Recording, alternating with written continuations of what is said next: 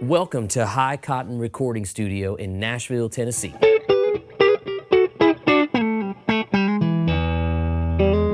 So no doubt the quest for the perfect amplifier never ends, right? Well, for me, it's gotten to a screeching halt with two Rock amps. Now these amps, really, I've been using them for the past several years, and they really check all the boxes of everything I've ever wanted out of an amplifier.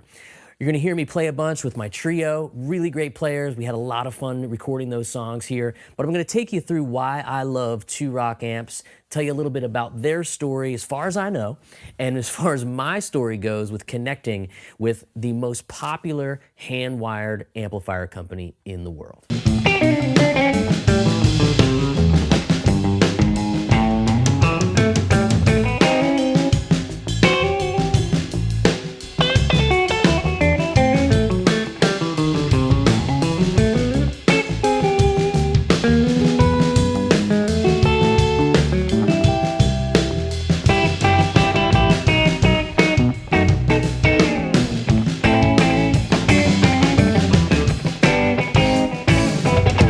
Since I've been playing these amplifiers, I get questions all the time about what do these amps really sound like? Why are they so great?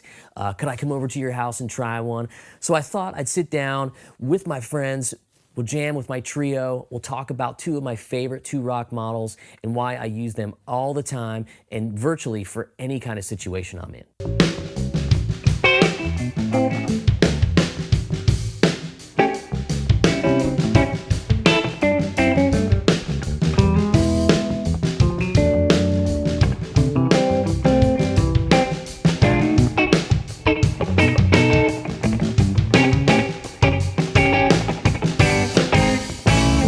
There's a little bit of mystery attached to two Rock amplifiers, and I can't say I'm going to pull the curtain back entirely. I'll tell you what I know and what I think really makes these guitar amps the best hand-wired guitar amplifiers on the planet.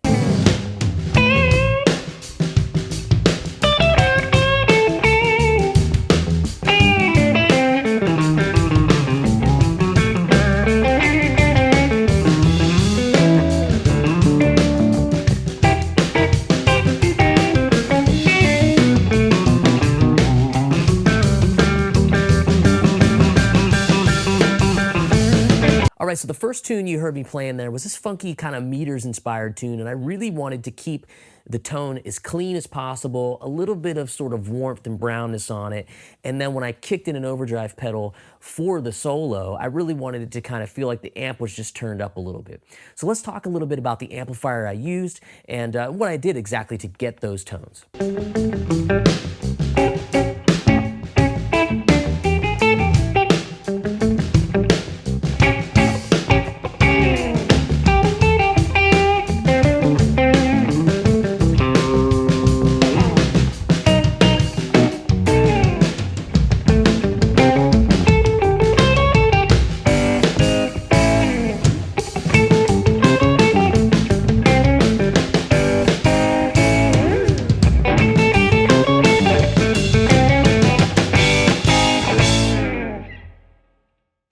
All right, so this is a beautiful stack of amplifiers here. Let's talk about the Bloomfield Drive. Now, this was the first two Rock amp that I ever owned. It's really very different from anything I've ever had, but the quest was to really get something that had a lot of clean headroom. So I was at a NAMM show one year, and I was really thinking to myself, man, I really want to find the end-all, be-all clean platform amplifier. So I approached the guys at Two Rock and we talked about the traditional clean model, which to me is like a really beefed up blackface American Fender type sound, which is really, I mean, you can't get any better for me than that. I've been playing that kind of amplifier for a long time. Single channel, pedals going straight in, no ifs, ands, or buts about it. Just a great straight up guitar tone. And I thought to myself, well, I had some vintage Fender amps already. I want something different. So I ordered the Bloomfield Drive. and the 100-watt version, which is switchable to 50 watts. Now, you might say to yourself, 100 watts, that's gonna really blow me down. I mean, I had a twin and I just couldn't deal with it. There's something magical about the high wattage amplifiers that 2Rock makes that's unlike anything else I've ever played.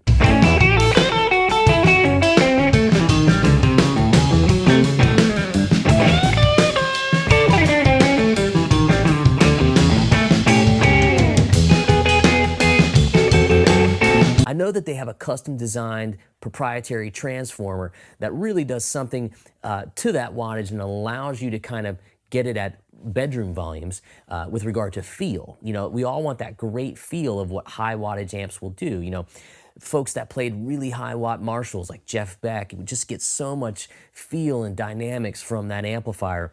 I wanted that too, and you can really get that with this amplifier at the wattage it's rated at.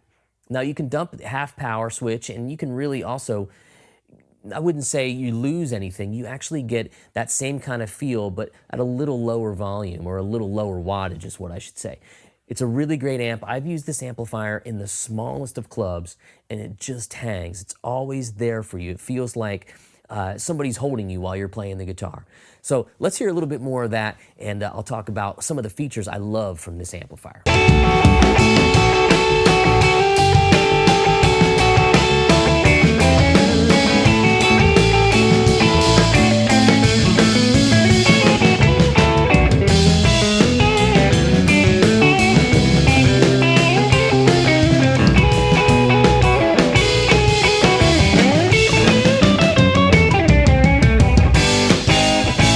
So I started doing my research on 2Rock, and I said, what is it about these amps that everybody seems to want?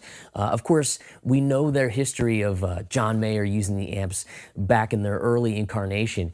And then the company really went through a few ups and downs, and now they're really just leading the pack with regard to hand-wired tube amplifiers of this style. So another thing people always ask me is, why do these amps cost so much? Well, it all goes into the man hours and what's actually going on inside.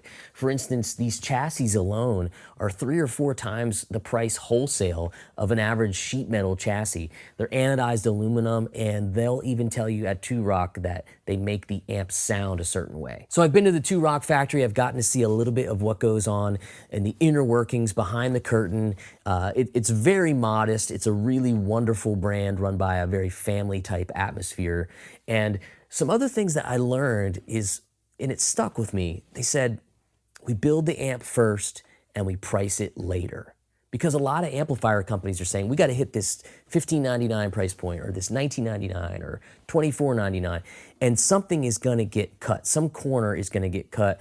You know, they might use the $3 part, where 2Rock always uses the $8 part. All the time, hands down.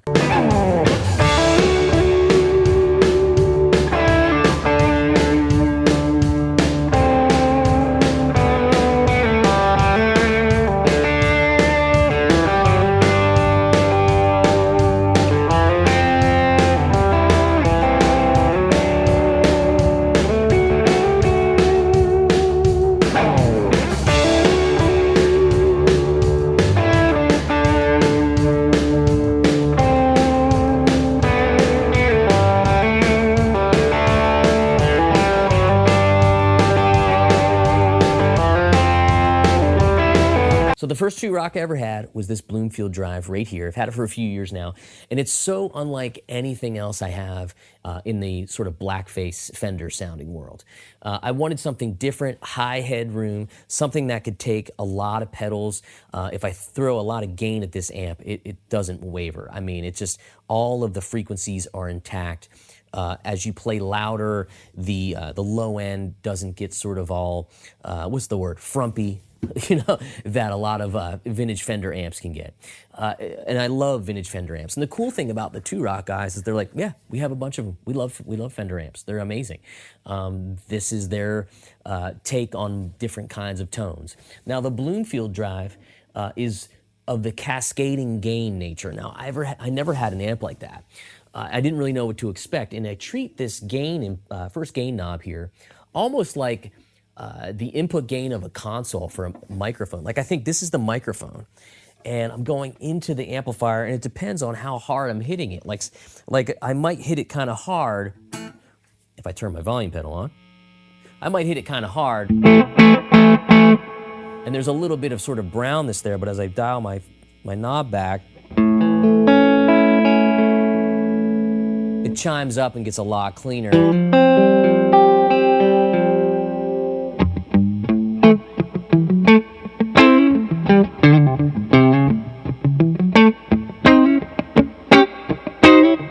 It's a really, really great sound and super flexible. Now, of course, I could ride that gain control even more, and I could get more gain out of it. So I'm not going to do that, but what I'm going to do is take you through some of these switches, because they can be a little bit daunting for someone that's new to, maybe you just had a Bassman that has 2 knobs, you know what I mean? That's where I was, you know, and I had to really adjust to what this amp could do.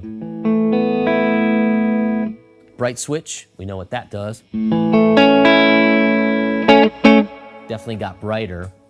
Now the mid control I love.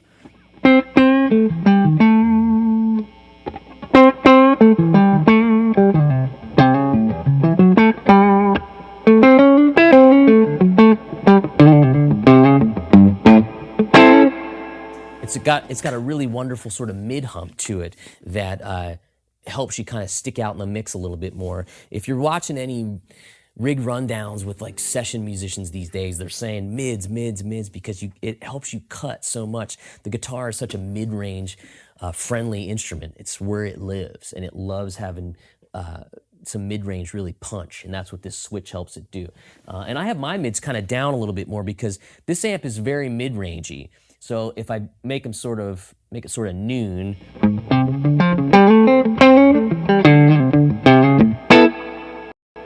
so the mid switch,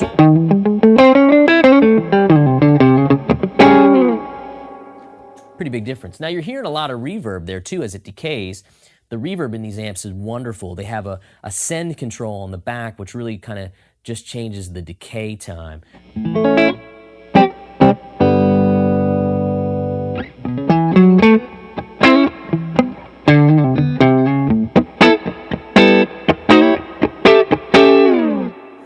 Pretty special reverb. It really just kind of accentuates what you're playing. It doesn't really, in my opinion, or to my ear, really swallow up your tone. So the deep switch here, the deep switch is just going to really shift the mid position so it feels like you're getting more bass.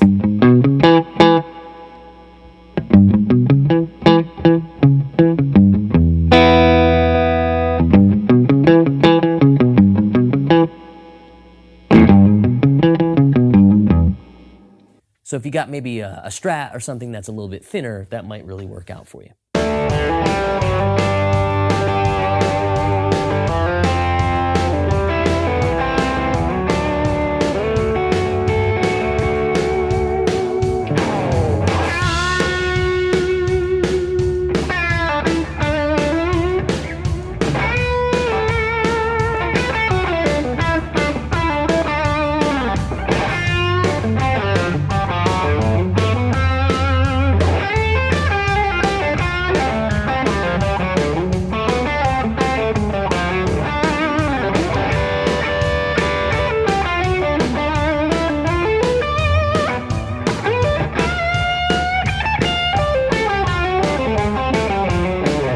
So let's step over to more of the lead sound. Now, the lead sound here is interesting because the gain here is in all of this sort of tone stack, as we call it, that's all filling into this channel as well. So I'm going to turn the lead switch on. It is foot switchable. I don't have the foot switch with me today.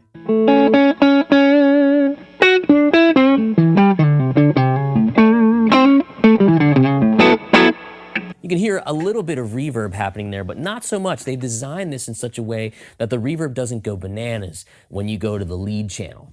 Now, I wouldn't consider this amp necessarily like a high gain switching amp. I like to kind of pull the lead gain back, the master, almost like a 10 and 2 kind of thing, you know? So when I switch over to it, if I'm playing and switch over to the lead channel,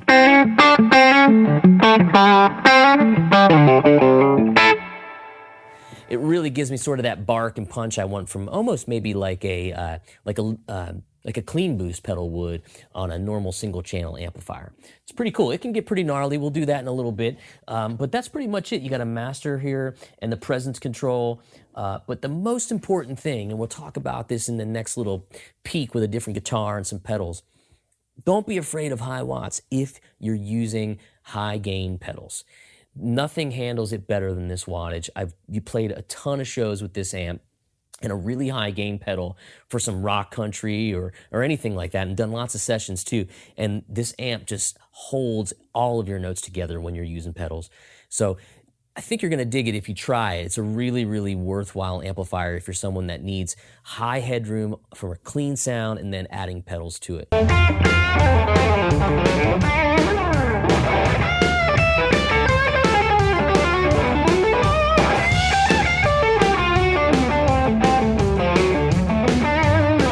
So here's a guitar I was playing in more of that rock track. This is a PRS Dgt, the David Grissom model. Before, I was playing my 61 Epiphone Casino.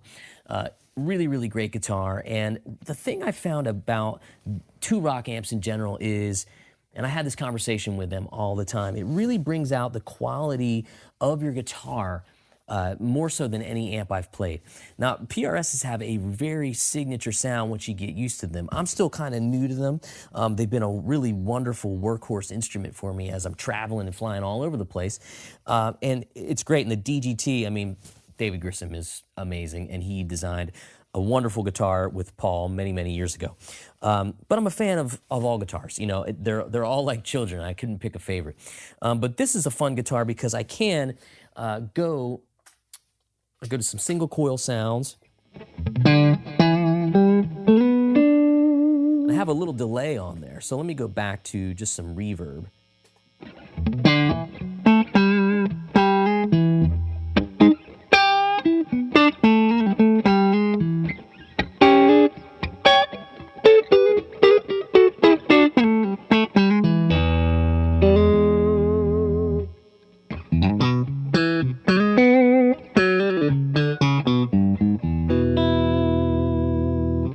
So lots of tones here on board, and of course the amplifier is delivering it as well. But if I go to more of the humbucker thing, and we'll throw the gain channel on again, and you'll see that these pickups will drive it a little bit more, which would be kind of cool.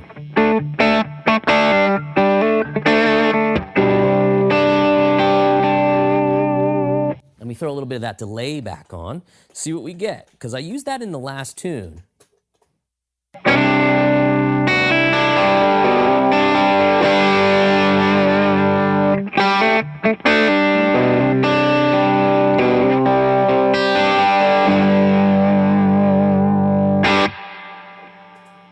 Now with the delay.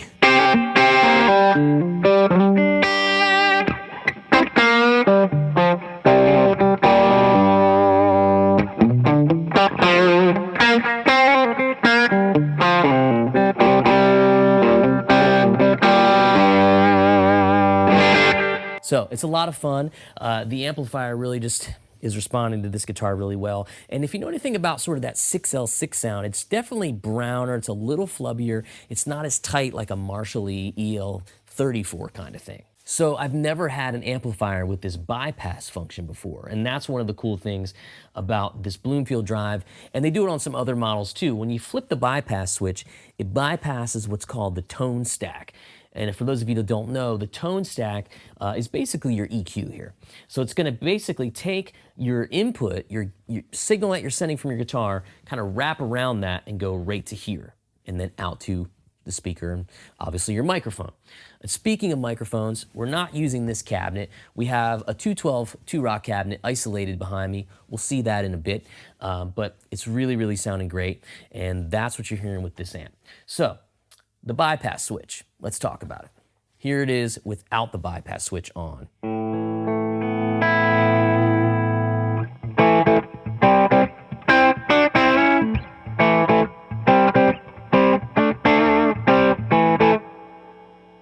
Bypass switch on.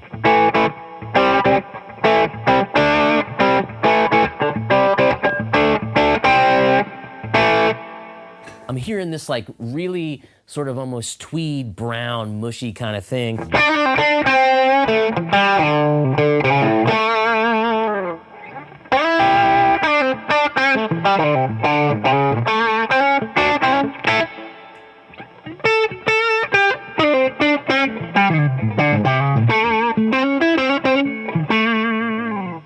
So you could keep the bypass switch on when you do the lead channel.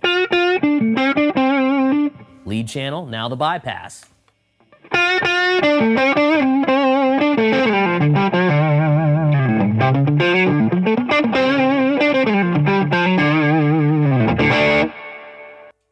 Lots of really fun sounds out of this amplifier. I'm still learning it. I've had it for a few years now, and virtually every time I plug it in, I twist the knobs a different way. All right, back to more music.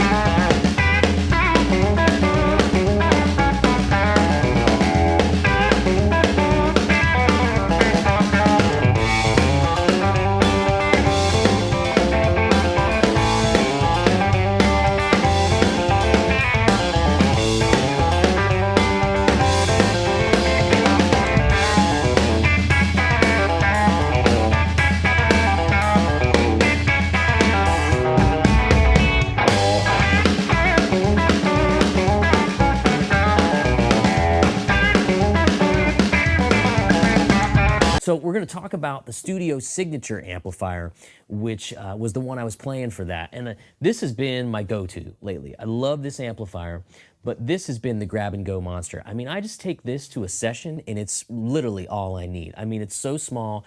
It's 35 watts. I couldn't tell you how much it weighs, but, you know, fans of what I do will know that I use the UA aux box all the time. The aux box is almost bigger than this thing. It's crazy. So it's a really, dare I say, cute little rig in the studio.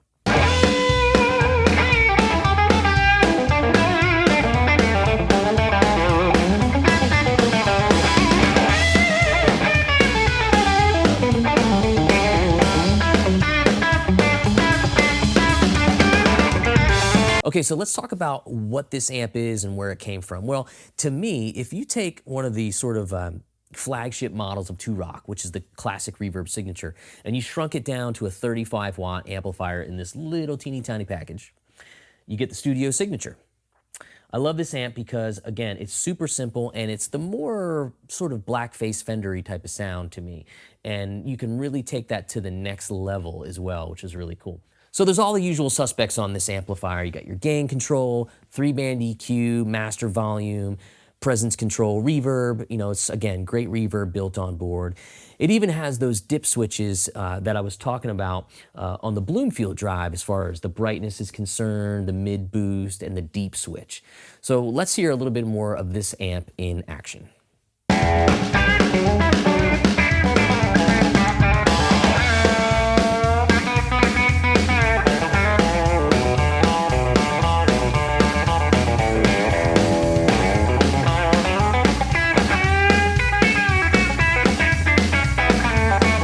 So one of the things I like to do with this amp is kind of run the master almost wide open to give me maximum headroom. And then as I start to bring the gain up, it's nice and chimey and clean.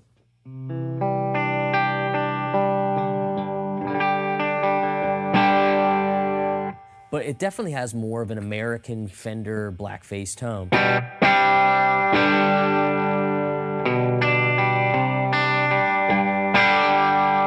You hit it hard, it responds. You hit it light, it responds. Go to the neck pickup.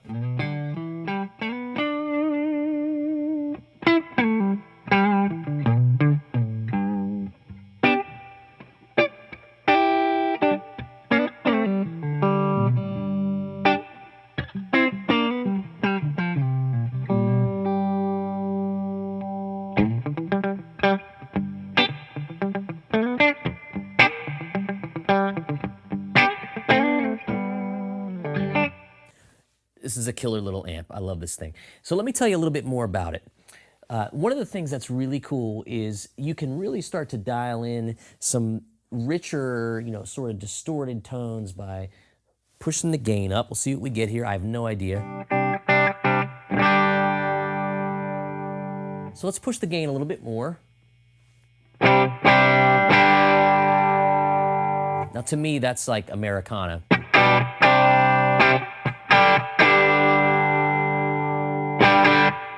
Really responds well. And notice how all of the notes are intact. It's almost like you took sort of the classic sound we love and we just sort of focused it, you know?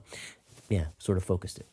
But wait, there's more. So I'm gonna dig around to the back here. There's a little switch called the gain structure. And what that does is take you from sort of a traditional blackface tone to more of the pushed sound, okay? So let's do that. So forgive me here while I stand up. Ah, you heard it kick in, right? So you're gonna get a little bit more gain now.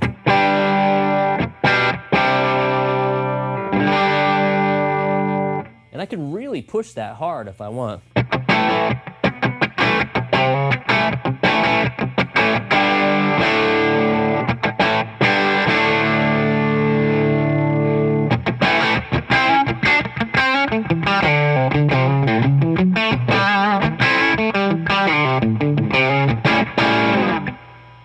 Again, so already we have some new options. So what we can do then, we're gonna try one other little thing here. Now there's sort of a traditional 2-rock tone in there, if you will. That's on the other gain setting. I'm gonna jump and change that real quick. So now I'm gonna go back to sort of my favorite cranked master setting, hear more of the 2-rock tone, if you will.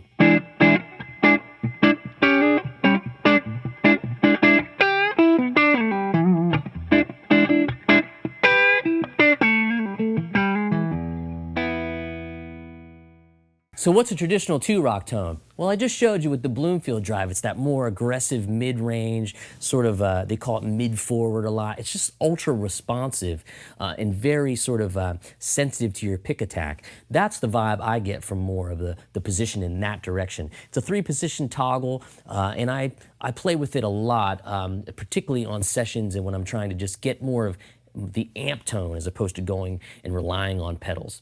So this little guy, super versatile. Sounds good with the band. Let's hear a little bit more.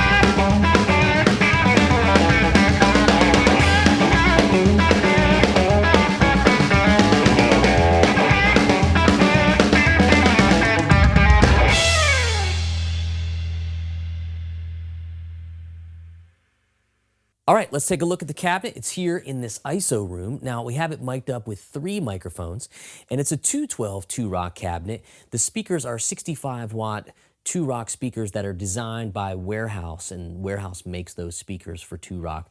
And they sound great. They work really great with both amplifiers, because that's the cabinet we use for all the performances you heard, all the demos I was doing. And I love Warehouse speakers. I have another one in that 112 cabinet over there as well. So let's zoom in and take a look at the mics here. We have the usual suspects, a SM57, and we have a Peluso ribbon mic here. This is an SR14. This is a new mic to me, but it sounded really good. And when I came to the studio, I said, I really want a large diaphragm on the cabinet as well. I love the way big condenser mics sound on guitar cabinets. It's a company called BeesNeez. I think they're out of Australia. It's a BM49 microphone. So we're using combinations of all of those to get the tones. And it sounds great. This is a nice little ISO room. They don't always sound good to me because I like a little bit of the natural air and space you get from miking cabinets. But this room sounds good, and I think you're going to dig it too. So that's it. No bells and whistles, just amplifiers into a great speaker cabinet, mic'd with some super classy microphones in a great studio. I think they really represented the 2-rock tone and the tone that I go for with these amplifiers pretty accurately. Well, I hope you enjoyed hanging with me in my grandmother's basement. No, it's not actually my grandmother's basement. It's High Cotton Recording Studio here in Nashville, Tennessee. We've had a lovely time by the fire, chatting about two Rock amplifiers. My buddies Sean Paddock on drums and William Moore on bass really laid it down. We just had a blast today. It was a lot of fun. I want to give props to my friend Sean Kennedy. He's behind the camera doing all this stuff, and we just had a great time talking about two Rock amplifiers and how I think they're the greatest handmade guitar amplifiers on the planet. Don't forget to subscribe to the channel and ring the bell. I'm always uploading content about all things guitar, whether it be a guitar lesson, my take on a piece of gear, or just sitting down with my buddies talking about how they survive playing the guitar. I'll put the links below for two Rock amplifiers, and I'll also put the link to my website, CoreyCongilio.com, so that you can sign up for notifications about where I'm touring or where I'm doing a guitar clinic in your area. Big props to my friends at Two Rock Amplifiers. They're like family to me. My name's Corey Congilio. I hope you enjoyed this demo. It was so much fun to do, and I'll see you on the next one.